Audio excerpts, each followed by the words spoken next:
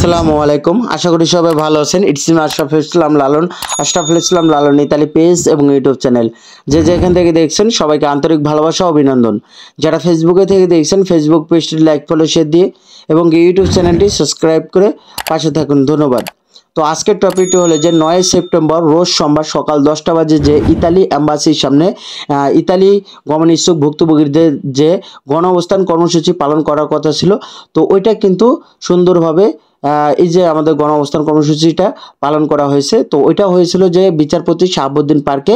তো ওইখানে উপস্থিত ছিল যে বিশেষ করে সেনাবাহিনী এবং কি স্পেশাল ফোর্স এবং কি পুলিশ বাহিনী, বিভিন্ন বাহিনী ওইখানে উপস্থিত ছিল, প্রশাসনের লোক উপস্থিত ছিল। তো এর মাঝে যে আমাদের 64 জেলা থেকে বিভিন্ন জায়গা থেকে তারা ভুক্তভোগী ইতালি প্রত্যাশিত ভুক্তভোগীরা এসেছিল এবং কি যার যার স্থান থেকে নিজের স্বার্থে এবং কি নিজের জন্য এবং কি সবার উদ্দেশ্যে তারা এসেছিল এবং কি কানায় কানায় ভরা ছিল যে বিচারপতি শাহাবুদ্দিন পার্ক এবং কি জনবলও ভালো ছিল, আলহামদুলিল্লাহ ভালো ছিল। যেটাকে সাড়া দেওয়া দিয়েছে, সবাই সাড়া দিয়েছে, কারণ কি তারা বিগত 1.5 বছর 1 বছর ধরে পাসপোর্টগুলো আটকাছে ইতালি অ্যাম্বাসিতে আটকা, এবং কি তাদের উদ্দেশ্য ছিল যে 1.5 বছর পর্যন্ত আটকা, এই কারণে তারা অন্য কোনো মিডল ইস্টেও যাইতে পারতেছে না এবং কি তারা 6 মাসের ছুটি নিয়ে মিডল ইস্টে ছিল, ওইখানেও চাকরি হারাইছে এবং কি তারা দ্রুত পাসপোর্ট ডেলিভারি পায়, মানে দ্রুত কিভাবে তারা ডেলিভারি দিবে ইতালি এম্বাসি, এটার প্রতিবাদে কিন্তু এই গণঅবস্থান কর্মসূচি পালন করার মূল উদ্দেশ্য ছিল। তো এটা নিয়ে আজকে ভিডিও। তো এখন কথা হলো কি যে এই যে আমাদের প্ল্যানটা অনুসারে যে আমাদের 5 জন সিলেক্ট করা হয়েছিল, তো 6 জনই সিলেক্ট করা হয়েছিল, কিন্তু ওইখানে 3 জনের ঢুকতে দিয়েছে। তো 3 জনের মধ্যে এক আপু ছিল এবং কি 2 জন আসলো। তো এরা যে গেছে তাদেরকে আমরাই কিন্তু সবাই কিভাবে কেমনে কি করবে এবং কি আমাদের যে স্মারকলিপি অনুসারে যে কি কথাগুলো বলতো সেগুলোই বলছে। এখন ওইখানে সেনাবাহিনী ছিল, সেনাবাহিনী কিন্তু আমাদের অত্যন্ত ভালোবাসা দেখাইছে এবং কি তাদের যে সবার প্রতি যে ভালোবাসাটা আসলে সবারই মুগ্ধ করার মতো। সেনাবাহিনী আমাদের সাথে এবং কি পার্সোনালি কথা বলছে এবং কি আমাদেরকে বুঝাইছে যে আসলে আমরা তো ভুক্তভোগী, আমাদের অনেকের মাথা অনেকে এখন গরম এবং কি তাদের যে কি করবে আসলে তাদের যে এখন ওইটা ভাবারও নেই, যে তারা যেহেতু 1.5 বছর পর্যন্ত ভুক্তভোগী, এখন তাদের মাথার ভেতরে যে একটা সমস্যা কাজ করতেছে, এটা আসলে তারপরও সেনাবাহিনী বুঝছে যে আসলে যে আপনাদের সাথে আমাদের কোনো দ্বন্দ্ব নাই, বা আপনারা তো আমাদের রেমিটেন্স যোদ্ধা, আপনাদেরকে অনেক সম্মান করি এবং সেনাবাহিনী অনেক সম্মান দেখেছে এবং কি আমিও তাদেরকে অনেক সাধুবাদ জানাই এবং কি তাদেরকে ধন্যবাদ জানাই। তো সেনাবাহিনী এখন তাদের আলটিমেটাম দেওয়া হয়েছে, যে আমরাও দিচ্ছি আলটিমেটাম, যে 7 দিনের মধ্যে যদি এরকম কোনো ফয়সালা বা কোনো রকম ভালো আগের থেকে যদি আপডেট না পাই, তাহলে কিন্তু আমরা বিগত 7 দিন পর কিন্তু আবারও আমরা গণঅবস্থান কর্মসূচি পালন করব।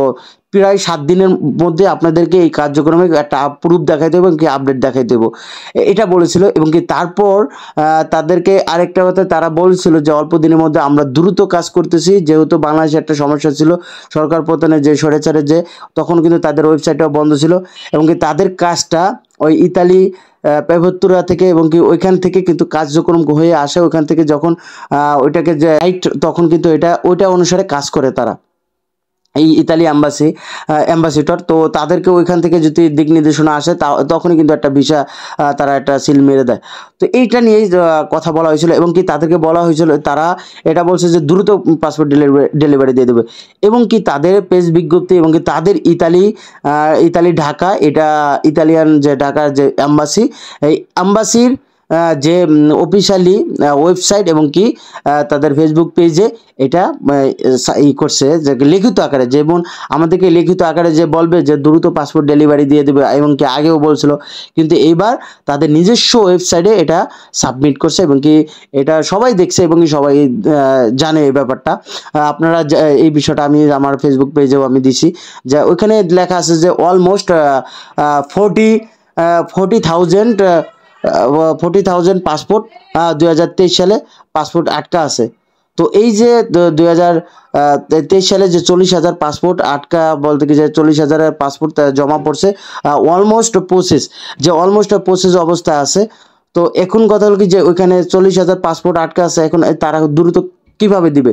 এখন যে 2024 সালের কিন্তু এই যে আগস্ট চলে, তো ওই আগস্ট থেকে এই আগস্টটা প্রায় 1 বছর, 1 বছর এবং কি সেপ্টেম্বর আইসা পড়ছে, 1 বছর 1 মাস চলতেছে যে এই বিগত দিনগুলোর পাসপোর্ট প্রায় 70,000 বা এবং 80,000 পাসপোর্ট। এখন ওই যে আপু বলছিল যে তাহলে আপনার কয় মাসের মধ্যে দেবেন, তো তারা নাকি বলছিল 5 মাসে, কিন্তু এটা উল্লেখ করে নাই ওইখানে। তবে আমি আপুর কথা অনুসারে আমি বলতেছি যে 5 মাস যদি দেওয়ার কথা বলে, তখন আমার স্পষ্ট একটা কথা থাকবে যে 5 মাস তো আপনার এই অ্যাম্বাসিতে কয় হাজার পাসপোর্ট আটকা আছে। ঠিক আছে, আমরা জানি যে কয় হাজার, যে দৈনিক জমা অনুসারে আমরা জানলাম, কিন্তু আপনি কয় হাজার পাসপোর্ট পুরো একুরেটভাবে আপনি বলেন। ধরলাম 80,000, তো 80,000 পাসপোর্ট আপনি যদি 5 মাস সময় নেন, তাহলে 5 মাসের মধ্যে প্রতি মাসে 8 দিন বন্ধ, যেহেতু শুক্র শনি বন্ধ, তো 8 দিন বন্ধ দিলাম। তো আমরা 8 দিন বন্ধ দিলে 5 মাসে কত দিন হয়, ওই দিন এই 80,000 পাসপোর্ট দিয়ে ভাগ দিলে যে প্রতিদিন কয় হাজার কতশো পাসপোর্ট ডেলিভারি দেওয়ার কথা থাকে। ধরেন সাপোজ 500 পাসপোর্ট, এই 500 পাসপোর্ট যদি এই যে আগামী কর্মদিবসে যদি তারা ডেলিভারি দেয়, দৈনিক প্রতিনিয়ত করতে থাকে, ডেলিভারি দিতে থাকে, আমার ভাই পাবে, আমার বন্ধু পাবে, আমার চাচা পাবে, আমার আপু পাবে, আমার মানে যে আমারই তো, যে আমাদের বাংলাদেশ, আমরা ভাই ভাই, যে আমার একজনই পাবে। তো আমরা দেখব যে না, আগের থেকে একটা আপডেট আসছে।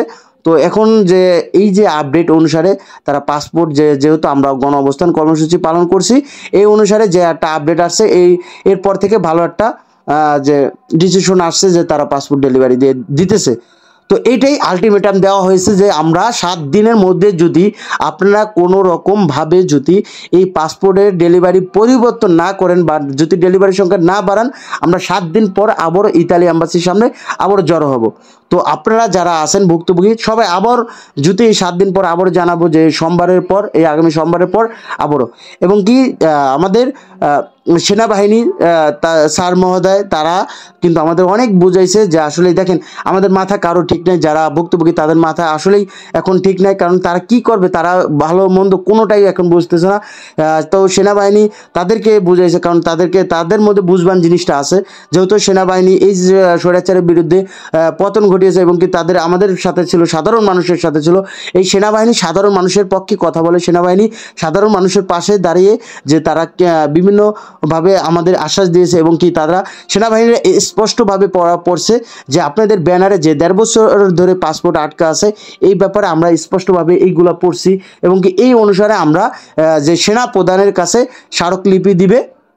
এই যে কর্নেল যে দায়িত্বরত ছিল তিনি, এই স্যার, এবং কি আমাদের যে উপস্থিতি এবং কি আমাদের যে টোকেন, আসলে টোকেন ব্যাপারটা আমাদের যেই যত পরিমাণে মানুষ টোকেনের এটা করতে পারবে না, এই জন্য আমরা বলা হয়েছে ইতালি অ্যাম্বাসি থেকে এটা আপনার একটা তথ্য নিয়ে এটা সরাসরি দিলে আপনি সেনা প্রধানের কাছে দিলে এই ব্যাপারটা উনি আবার ডক্টর ইউনূস স্যার কাছে পাঠাইলে, এবং কি আমাদেরও একটা কার্যক্রম আছে যে আমাদেরও আরেকটা স্মারকলিপি দিয়ে ডক্টর ইউনূস স্যারকে এটা বলেছে এবং কি অবশ্যই আমরা আগামীতে এটা দ্রুত যত সম্ভব এটা করব এবং কি বিগত 7 দিনের আগে, এবং কি ডক্টর ইউনূস স্যার হয়তো 20 তারিখে চলে যাবে, এর আগে কিন্তু আমাদের এইটা দ্রুত করতে হবে।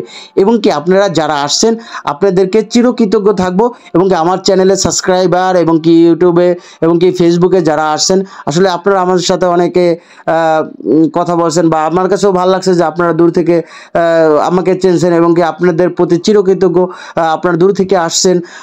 আসলে আমি আপনাদের জন্য কিছুই করতে পারি না, দেখেন হাজার হাজার মানুষ আমার ওখানে আপনাদের জন্য কিছু করে নাই, তবে আপনাদের এটুকুই ভালোবাসা থাকবে অন্তরস্থল থেকে যে আপনাদের যে ভালোবাসা আমার চ্যানেলে, যে আসলে আমি আপনাদেরকে যতটুকু সত্য ততটুকু আমি কথা বলি। একজন আপনারা জানেন যে বলছিল যে আপনারা অ্যাম্বাসির সামনে যায় না, অ্যাম্বাসি ছবি তুলে রাখবে। আমি তাদেরকে যে বলি যে আসলে অ্যাম্বাসির সামনে যাইবে কি, আমরা তো সাংবাদিক দিই, যে বিগত পরশুদিন যে আমরা সাংবাদিক যে 15টা সাংবাদিক যে প্রেস বিজ্ঞপ্তি দিছি নিজেরাই, যে গিয়ে যে আমরাই নিজেরাই সাংবাদিক ডাক দিছি, আমাদের কি বলবে। তো এই বিষয়টাই, তো এরকম বিভ্রান্তি ছড়াইবেন না। আর এখানে তারা বলছে যে এই 7 দিনের মধ্যে যদি না করে তাহলে কিন্তু আমরা আবারও আলটিমেটাম দিয়েছি, 7 দিন পর আমরা আবারও যাব, আবারও করব।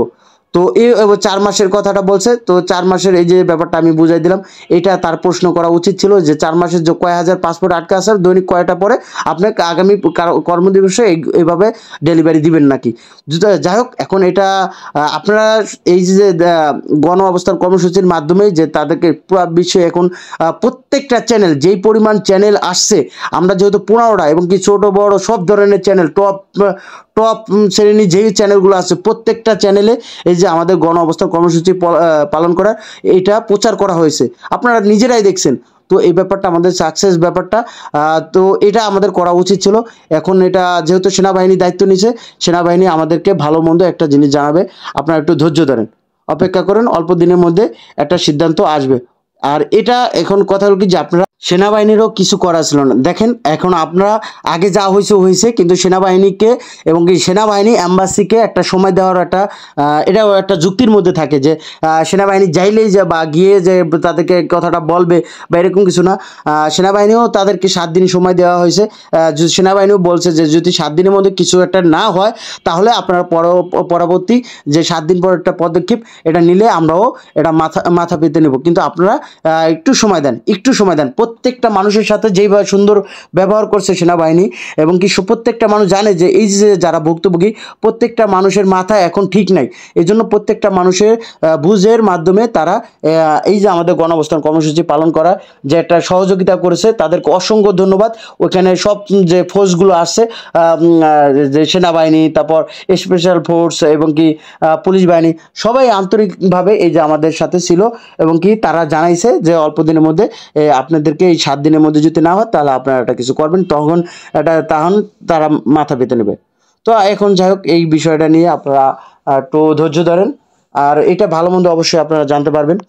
তো এতক্ষণ সাথে থেকে ভিডিওটি দেখার জন্য আপনাদেরকে অসংখ্য ধন্যবাদ। আপনারা সুস্থ থাকুন, ভালো থাকুন, আল্লাহ হাফেজ, আসসালামু আলাইকুম।